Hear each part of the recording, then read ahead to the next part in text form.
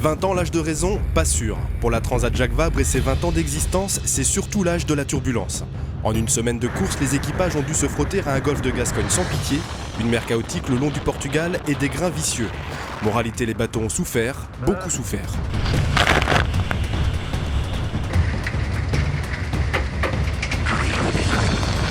On a juste un petit souci avec la grand voile hier sur un empannage. Pas violent, pourtant il y a un bout de chute qui s'est déchiré. Bon, rien de bien grave, mais bon, si on tarde à réparer, ça va s'aggraver. Nous avons cassé une partie de la chaussette d'esprit et qu'est-ce que nous allons faire? Nous allons la réparer. Voilà. On fait des poudres. C'est pas dans le vent qu'il y a le plus de problèmes, là c'est dans la pétole.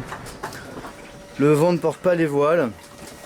On casse-balade, elle claque dans tous les sens et finissent par accrocher dans un obstacle et craque. En tout, 9 bateaux sérieusement abîmés ont contraint leur équipage à effectuer des escales techniques autorisées par le règlement. Bon, nous voilà à Cascais, au Portugal. Ah, donc là on débarque le SPI. Non, les bouts de spi. Ouais.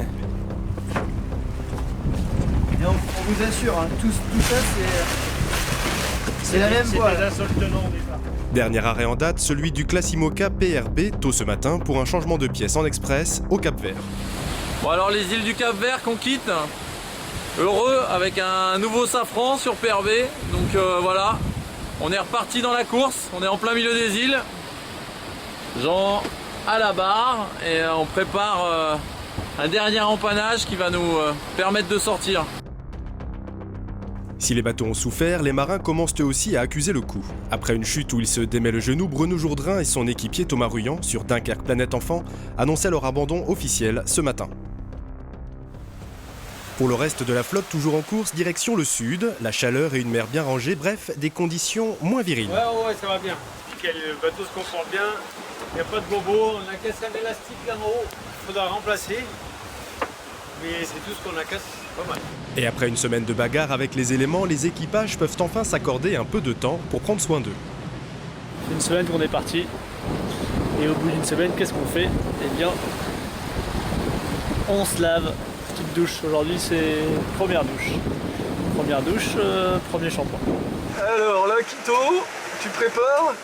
Des œufs ou bacon? Ouais. Ah, c'est bon. Bon, c'est que c'est calme dehors alors? Ouais, écoute, ouais, c'est calme. Il y a 10 nœuds de vent, on marche à 18 nœuds, donc ça va bien. Un bon petit-déj, du vent, du soleil, soit le paradis du navigateur, parce que la course au large, c'est aussi du plaisir à l'état pur.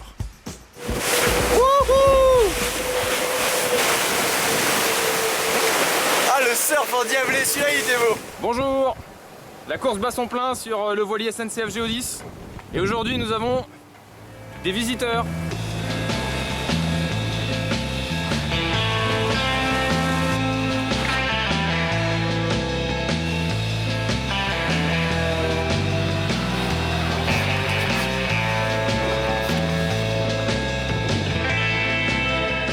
Au milieu de l'Atlantique, le poteau noir est une zone difficile, au vent très irrégulier qu'appréhendent tous les marins. Alors que la tête du peloton s'apprête à y entrer, les 2 modes 70 en sortent. Avec plus de 20 mètres de long, ils sont les plus gros bateaux de la course et aussi les plus rapides. Ça, si on a de la chance, c'est notre dernier grain pour la sortie du poteau noir, on espère en tout cas. Mais c'est un bon grain. Il y a 23 nœuds, mais ça pousse fort. On a grand voile haute et J1. Et Damien est à la barre derrière moi. Voilà. Il a l'air content.